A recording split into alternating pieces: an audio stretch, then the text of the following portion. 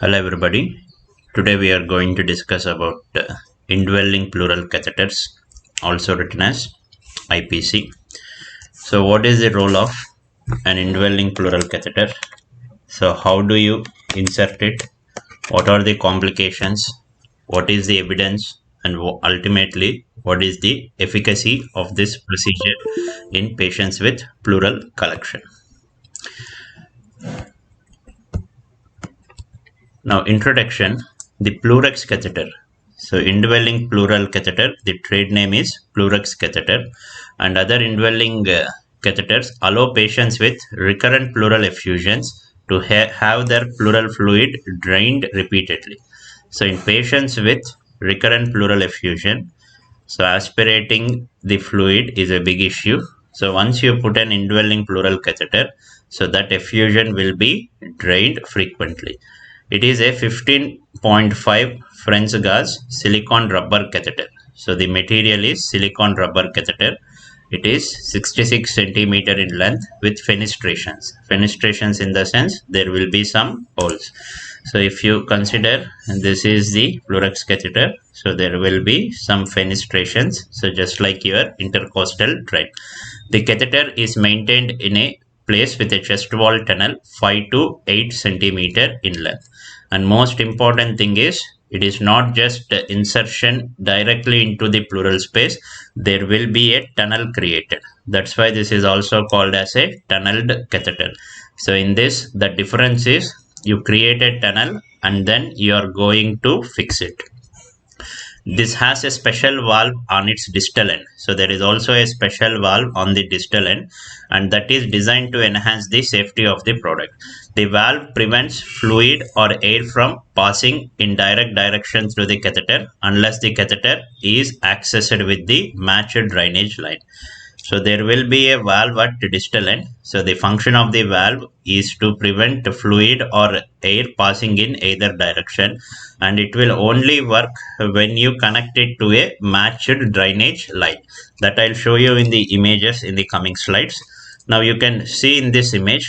So these are the important parts of the Florex system. So what are the parts? What is the first part? So the first part is the specialized vacuum bottle, which can create a negative suction pressure, and it can pull out the pleural fluid from the cavity through the Florex catheter. Then we have an important safety valve. So this was the valve that I was discussing previously. So it will only work so when it is fixed to the matched drainage line, and there is a polyester cuff which can be placed in the tunnel, and ultimately the tube with fenestrations. So these are the fenestrations or holes. In simple words, Florex system contains a drainage bottle, a vacuum bottle, a safety valve, a polyester cuff, and a silicone tube. Let us see the indications. As discussed earlier, it is indicated for intermittent and also long-term drainage of recurrent effusions which are symptomatic, and most important recurrent effusion is malignant pleural effusions, and also in few other effusions that do not respond to medical management.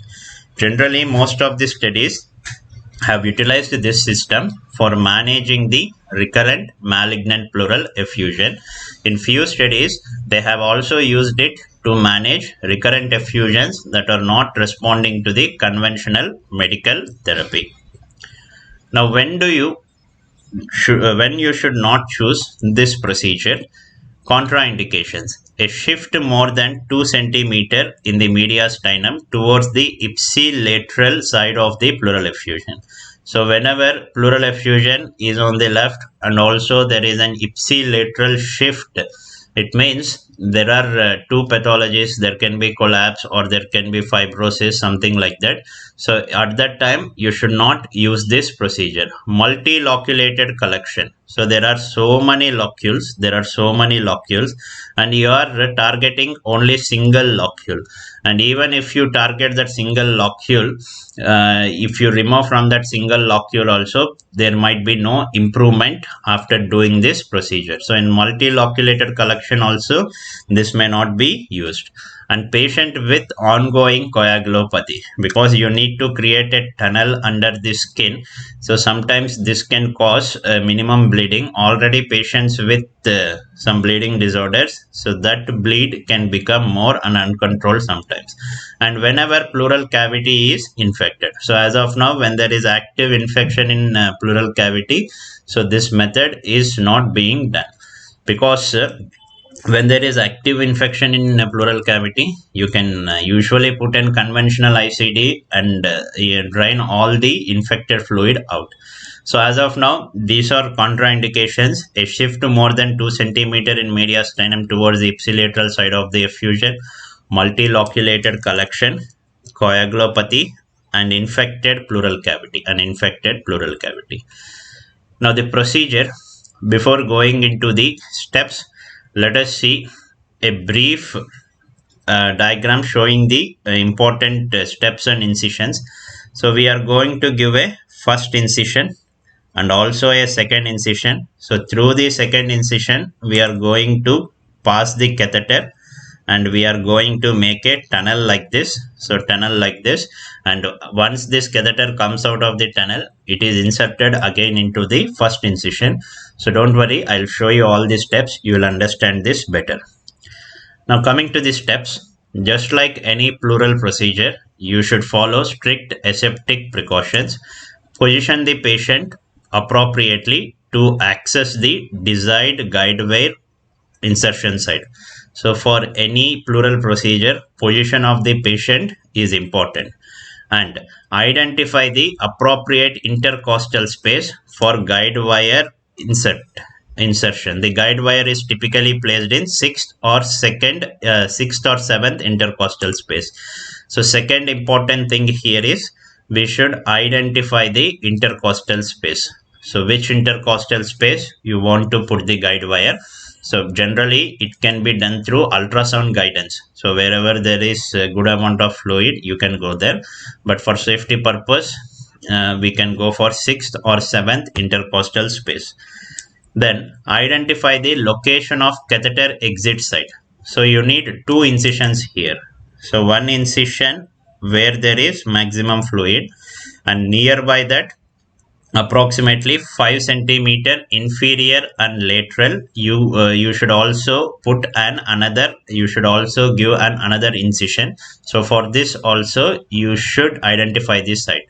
So difference between these two, or distance between these two, is usually 3 fingers or 5 centimeters. So it should be inferior and lateral to the guide wire incision site.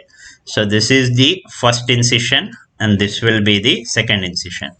Now follow aseptic precautions and aspirate additional lignocaine into the syringe and use the 22 gauge needle to complete infiltration of the axis site and tunnel track. So once you have selected the intercostal space and you have selected the incision sites, you should give infiltration with lignocaine. So this is nothing but any pleural procedure. We are going to position the patient, we are going to identify the site, and we are going to infiltrate with lignocaine. So here the only difference is, here we are identifying two sites. So first site, second site. Now let us see important steps. Now going into the first site, you should insert the guide wire introducer with the needle attached to a syringe in the desired intercostal space. Now you can see in this image, this is first incision site and this is second incision site. So now what I have done there, so I have inserted a guide wire introducer. So this is a guide wire introducer and I have found there is some fluid. I have aspirated the fluid. It means I am in the intercostal space. So ensure free aspiration of pleural fluid, then remove the needle and syringe, leaving the guide wire introducer in place. Now you can see this is the guide wire introducer. Now what I should do with the guide wire introducer, I have to insert a guide wire. You can see I am inserting the guide wire here. Insert the guide wire through the introducer, advancing it well into the pleural cavity. So now you are having an introducer and you have introduced a guide wire. So now you know that you are in the pleural space adequately. Now remove the introducer, leaving the guide wire in place. Now you can see in this image, see ultimately the guide wire is in place. Now make a 1 centimeter incision at the guide wire insertion site. See, after removing the introducer, you are having the guide wire. So around the guide wire, you can make a first incision. So here you are making the first incision, and make a second 1 to 2 centimeter incision approximately 5 centimeter inferior and lateral to the guide wire incision site. So this incision will be the catheter exit site as discussed earlier. So whenever you are inserting the guide wire, so it is the pleural cavity access site. There you are going to make first incision, and next incision inferior and lateral to the first incision. So here we are going to make the second incision. Now after that, attach the fenestrated end of the catheter onto a tunneler. So I told you the difference in this procedure is you should make a tunnel. So for that, this object is called as a tunneler. So distally to the tunneler, I am attaching the tube, and I am creating a tunnel. You can see in this video. So there is a tunnel being created. Pass the tunneler and catheter subcutaneously from the second incision to the first incision. See, from the second incision, this is the second incision. I am pushing the tunneler gently in subcutaneous plane into the first incision. And you should make sure the cuff. So here there is a white cuff. So the cuff is well placed. So well placed within the tunnel, until the polyester cuff lies inside the tunnel about 1 centimeter from the second incision. Disconnect the tunneler from the catheter. So once you have inserted the catheter, now no need of that tunneler. So you should disconnect the tunneler from the catheter. So after that, what you should do? Now there is a guide wire. Around the guide wire, you should insert a dilator, and you should dilate that space for passage of the catheter.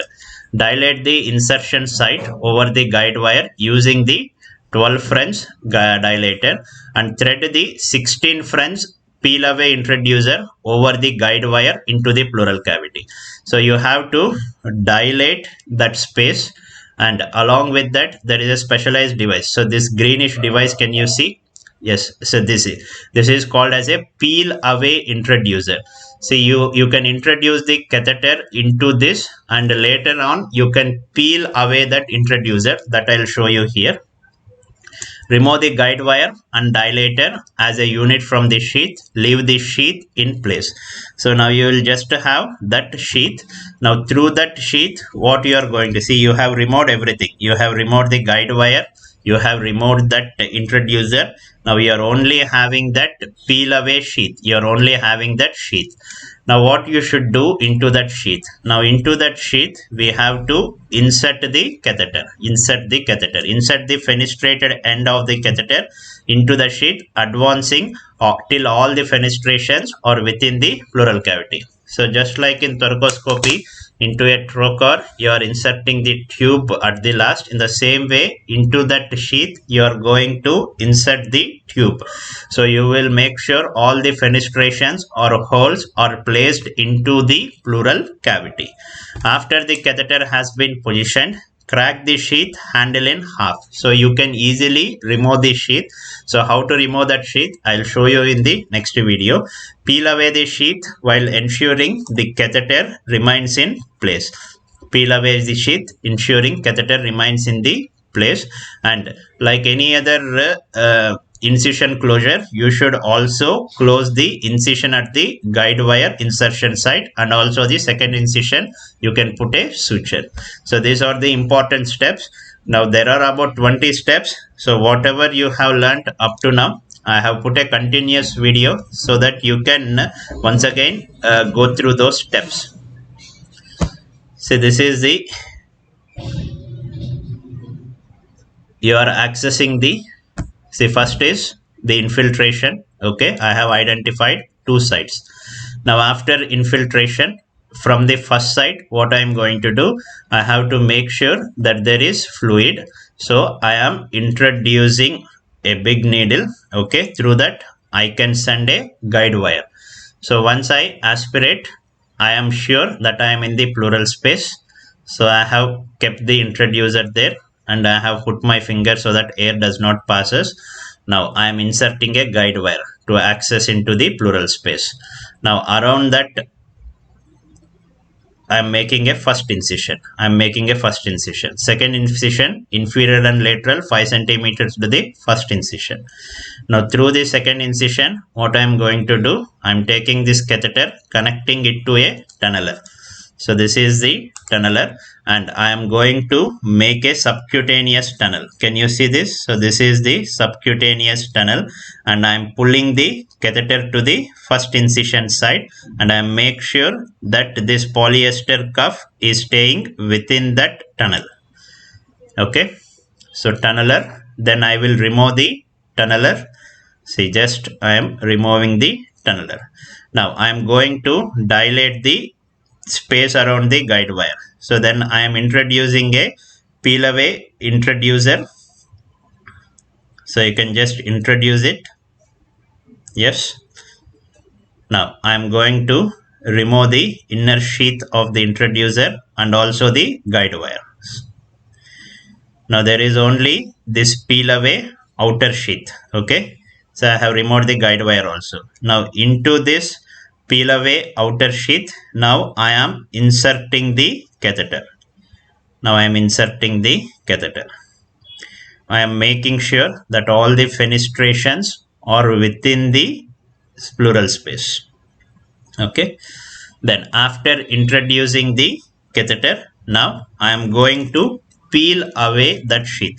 So I am going to gently peeling away the sheath. So it is very fragile. You can just remove it as shown in the video. Now the catheter is in place. Now I am going to close the incision sides. So first incision site, second incision site, I am taking a suture and supporting the tube and this will be the connection. So I am going to connect to a vacuum bottle later on and ultimately I am going to apply some dressing. So this is a simple procedure and this is the indwelling pleural catheter. We have seen all the steps. Now after connection, next important thing is drainage. How will the fluid be drained from the pleural space? It can be performed by using Florex vacuum bottle or Florex lockable drainage line with glass vacuum bottle or with wall suction. So generally we prefer the vacuum bottles. At the end of external portion of the catheter is a silicone valve. So this is the one-way valve and it will only work when it is connected to the drainage bottle. It remains closed unless connected to a designated drainage line. So whenever you connect this, there will be a click sound. So it will only work when you connect it to that designated drainage line or vacuum bottle. Vacuum bottles are not reusable and are discarded after each episode of drainage. So this is very, very important. They are not reusable and they will be discarded after each episode of drainage. Patients are usually advised to have the catheter drainage every 1 to 2 days, especially when output remains substantial. In addition, drainage should be done whenever symptoms of malignant pleural effusion occurs. So it is just like a graded drainage. So today you can drain about 500 ml. After few days you can drain about 500 ml, or whenever the fluid collection is substantial and whenever the patient develops symptoms, so then also you can drain the fluid. Now what is the evidence and benefits? The 2018 ERS and EACTS task force concluded that indwelling pleural catheters appear to be as effective at relieving malignant pleural effusion. MPE means malignant pleural effusion symptoms as talc pleurodesis, and are also associated with reduced time in hospital. See, after doing talc pleurodesis, you should wait for at least 3 to 4 days. You should make sure the lung is expanded. there is no air leak, then you need to remove the tube and you have to do all this stuff. But this is an outpatient procedure. Patient can be sent home on the same day. And most current guidelines considers IPCs as an effective ambulatory procedure for symptomatic recurrent malignant pleural effusions. IPCs can be used as first line treatment, and it should be favored for patients with trapped lung and who are not considered good candidates for chemical pleurodesis. So sometimes you may be worried that this patient may not tolerate chemical pleurodesis, and you are not willing to do some thoracoscopy. So in these patients, you can use indwelling pleural catheter as first line treatment. Spontaneous pleurodesis, and very, very important. So once you frequently do the drainage, so they have identified spontaneous pleurodesis also occurring.